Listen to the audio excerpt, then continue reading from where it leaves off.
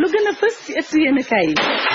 dañ ci ànd ak Arona Diouf. seen ëttu yéenekaay xëye ka tey jii moom Aïda Ndiong ak ay milliards bu nu sukkandikoo ci yéenekaay bi Le Quotidien neenu procureur de la république daka daade rek ak tëral ci suufa mu di koon ñeent fukki milliards ak juróom-ñaar yi teg as lëf ay problème bu nu sukkandikoo ci yéenekaay bi di Vérité du Jour ne moom la Aïda Ndiong di jàmmoor lool wala kon ñeent fukki milliards ak juróom-ñaar raison bu nu sukkandikoo kon ci sàmm alal yi tax nit rek mën fee ñëw xaru mu di lu doy waar kon yéenekaay bi di Le Quotidien mel ni nag ku ko gëmul ba nëgë nii ndax 47 milliards yu toftal yooyu 675 millions yooyu kon yéenekaay bi jàppale mooy ci misaal budget lii di ministère intérieur atum 2013 bi ay chiffre kon bu ñu sukkandikoo ci Vérité du Jour yooyu doy waar yi nga xam te ne mën naa koon wàcc loo am doomi aadama Aïda kon Sud Quotidien nañu nag dafa daal di exploser lii di banque ba ndax procureur de la république bu ñu sukkandikoo ci Samba Alar bu Le Populaire démb ba muy lim xaalisu soxna si yéenekaay bi kon gis dafa mel ni kon ab léppoon bu ñuy defal as xale waaye du loolu yéenekaay bi gis na le procureur ba kon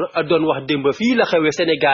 Sénégal ba nga xam ne as soxna moom yor na ci kafakaam rek lu ëpp ñeent fukki milliards ak juróom-ñaar ci suñuy pauvre franc yi jàngat bu yéenekaay bi Le Quotidien mel ni nag ku ko gëmul ba nëgë nii jàpp ne kon Aïda Ndiong moom lii di diamant or ak i koppar nag bari leen ci loolu ndax kii fi nekkoon ab sénatrice libérale yéenekaay bi gis ne nag or diamant ak xaalis rek lay xeeñ lii tax Le Quotidien ci xëdëm bu njëkk nañu nag procureur ba setal na wecc ak kii di Aïda Ndiong la ko waral sucré salé nañu nag mu di euro dollar CFA lépp daal buñ ko boolee yéenekaay bi gis ne alalu ndaw si nag bari na loolu Samba Alar may dëggal loolu nañu nag procureur bi moo yëy nag démb wax ni ak koppar ko soxna si na mu toll as doomi aadama mën na cee dund boo jëlee téeméeri at saa yu xëyee di ca dépensé lu jege 1 million ak genn wàll muy lu kon doy waar yéenekaay yi dellu si ci rawatina Samba Alar mi samp laaj tey jii nañu nag ndaw si ana fan la jëlee jile alal moom Le Populaire jàpp ne nag kay du rek da doon xëy ci sedd bi metti bi rek di jënd ko jaay lii di am jën wala sax doon nekk di yëngu ci rizière ya tës kon